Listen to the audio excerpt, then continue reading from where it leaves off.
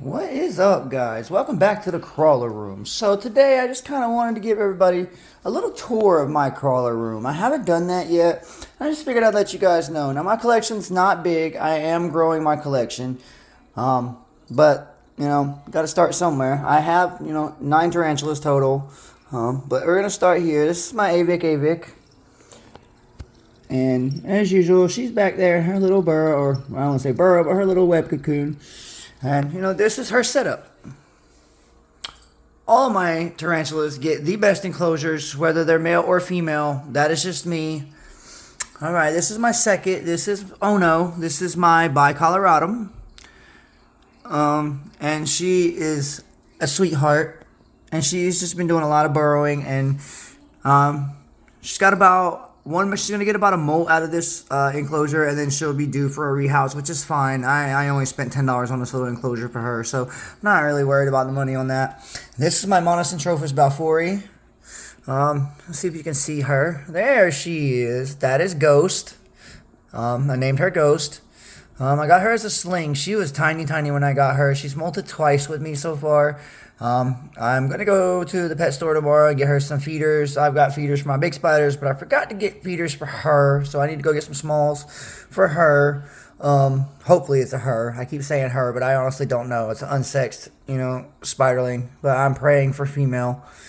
But as you can see, she is webbed up extensively. She's done a lot of work, and this little this dram ball right here will serve for her. I could get a solid 2 molts out of her in this thing, but I'm not going to do that to her. Once she molts out again, I will rehouse her. I just believe in giving my tarantulas more space than most people do. That's just me. And then this is my terrestrial. This is the way I like to set up my terrestrials. I don't put too much in there for them. I do try to give them a really good substrate, especially if they're my arid species, like my Arizona Blonde here, and then my Chaco Goldeni as well. They are both arid species. But the substrate I like to use the Zilla Jungle Mix, and then I like to add a half a bag of the creature sand that you get at either Petco, Pet Supermarket, anywhere like that. No sand with calcium. Just make sure it's creature sand, nothing else, because calcium sand, anything like that, is extremely bad for the tarantulas. Bad. I do set them up in a 14 I think it's a 14 by 8 by 6 enclosure. I try not to give them too much height, especially with my Arizona Blonde here. She loves to climb, so she doesn't get a lot of things in her enclosure. She gets her little skull, which all my enclosures have. All my big girls do. The smaller ones, well, obviously they won't fit yet, but once they go into permanent enclosures, they will get those same skulls. It's just a little trademark I do, don't ask. And then I set her up with this type of cork hide. It serves 2 purposes. It gives her a place to go up and perch, and then she can get some heat from the light. And then she loves to just chill up here. And then it serves as a purpose as a really good hide for her. Substrate is set up to where she can dig down and burrow if she wants to, but at her size, she's not going to do much digging and burrowing. And now we're going to move on to my Chaco Goldeni. This is my male Chaco Goldeni. This is Carl, or not. This is Tom. Sorry. Good God, I get my names messed up, and my videos are raw and uncut, so if I mess up, you guys are going to hear it. This is just how I like to do it. But I don't know if you can see him. I'm going to kick the light on. He's probably going to bolt because he's a male. He's really skittish. I ended up with one of these really skittish male Chacos. He's not a mature male yet, but he is a male. His last molt, I checked it, and there was no spermatheca flap, so I'm 100% positive he is a male. So if any of my subscribers out there are going to be looking for a male Chaco with really good genetics, I got him from Fear Not Tarantulas. Let me know. I will happily send him off once he matures and let him be bred. I would rather him be bred than I would him go to waste. But, basically same setup. He wasn't big enough for a hide like this, so that's why he has that. Now, on his next molt, because he just recently molted, I just fed him the other day. He went about 12 days, and then I decided to try to feed him, and he ate. But on his next molt, I will be pulling that out of there, and I will be giving him a hide similar to what Callie here has. But it's the same basic setup. Small water dish. Don't really need too much because it is an arid species, but I need, in case he doesn't want to drink, he can come drink. Place for him to little climb. He's got his little skull. And then same type of substrate. This separate. I did it differently. Instead of mixing the sand and the substrate, or the Zilla jungle mix together, like I did with this one, I just kind of put a layer of sand on the bottom because this was my first tarantula, so I was thoroughly new, kind of green. And then Zilla, and then I did Reptisoil, or not Reptisoil, sphagnum moss, terraria moss, leaf litter, and that's pretty much that. Moving on. This is my green bottle blue. She just recently molted. She is a confirmed female, by the way. I sexed her this molt, and she did have the Smart Mythica flap. She is a female. Made me extremely happy. But this is what I set her up in for now. This is actually, I want to say this is a 7.9 or 8 by 4. I think it's 8 by 8 or 8 by 4 by 8. I think that's what this is on that, but it has a locking top with the mesh. Some people shy away from the mesh and say that the mesh is bad, blah, blah, blah. I've never had an issue. And yeah, so far I've never seen her on the top. She never goes up there. I don't worry. Plus, as you can see, this isn't your normal mesh. These have the really big holes. So it would be really hard for her to get her toe claws caught in this.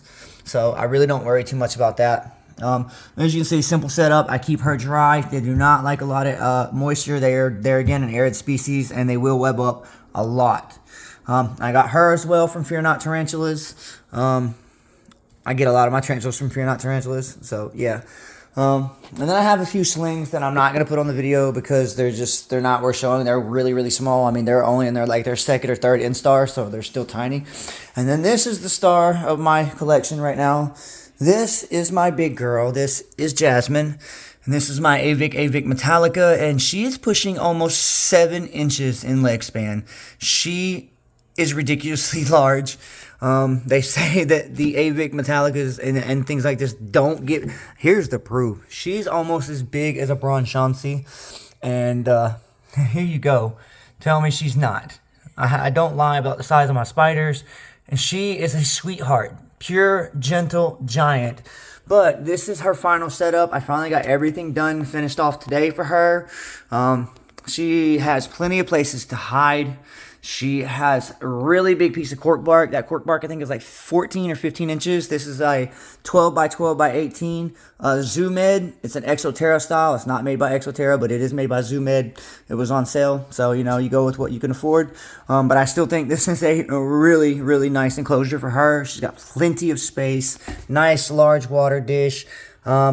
This is just pure Zilla jungle mix soil with... God, I keep wanting to say, why do I keep wanting to say Reptisoil?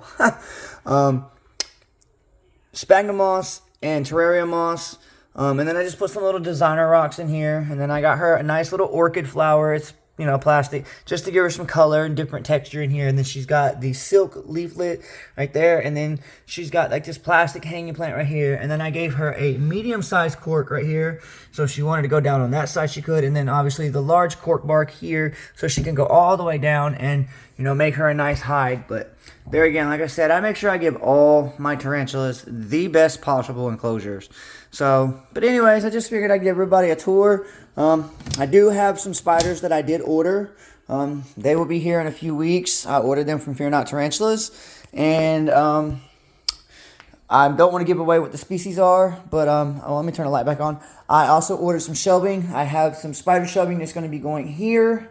So I will be putting a 4-shelf bookcase right here, strictly for spiders. All going to be for spiders. And then on the other side here, I'm also going to be putting another 4-shelf bookcase as well right here for spiders. And then I think I'm also going to add a table or something here, since I got all this open area, for some additional enclosures. And basically, you know, once I'm done, within the next 6 to 8 months, you guys are going to see the transformation of this room. I will be adding more tarantulas. I will most likely be adding one next week as well. I do have a local pet store here called Underground Reptiles. No, I'm not sponsored by them. I'm not sponsored by anybody. However, you know, they are a good source for tarantulas, and I've had nothing but good things. Both of these tarantulas here, Ono and my Balfour, both came from Underground Reptiles. These are Fear Not tarantulas here. This was a Fear Not tarantula as well. So it was green, and my Metallica was not a Fear Not tarantula. She actually came from Underground Reptiles. But yes, they are an amazing privately owned pet store, and they have amazing animals, and they take the utmost care and pride in their animals. So anyway, guys, there's the tour of my spider room. I just wanted to give you this guy's video and let you guys see it. I didn't want to make this video too long, so I'm going to get off here, and I hope to see you guys on the next one.